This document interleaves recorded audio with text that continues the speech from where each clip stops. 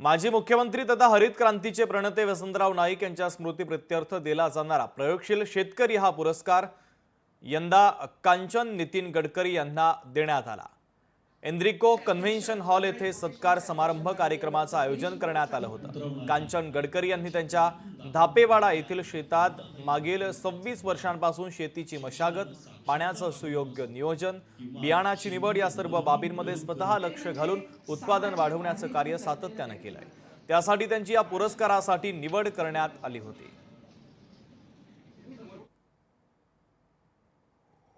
नांगरणी करतो त्यावेळेला, बीज रोवतो त्यावेळेला, ज्या वेळेला छोटंसं 2 पानाचं झाड येतं त्यावेळेला, जेव्हा फुलं येतात त्यावेळेला, फळं धरतात त्यावेळेला आणि ज्या दिवशी आपण ते पीक बाजारात नेतो त्यावेळेला जर स्त्री सूक्त म्हटलं तर त्याचं उत्पन्न चांगलं होतं। आणि हा प्रयोग मी माझ्या शेतीमध्ये केलेला आहे की त्यावेळेला ते शेतामध्ये बसून स्त्री सूक्त म्हणायचं तर त्यावेळेला खरोखर माझं सोयाबीन खूप चांगल्या भावाने चांगल्या रीतीने विकला गेलाय।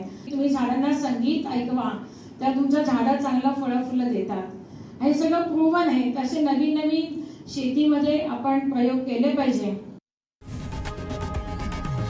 लोकशाही मराठी ऐका, पहा, जागरूक रहा।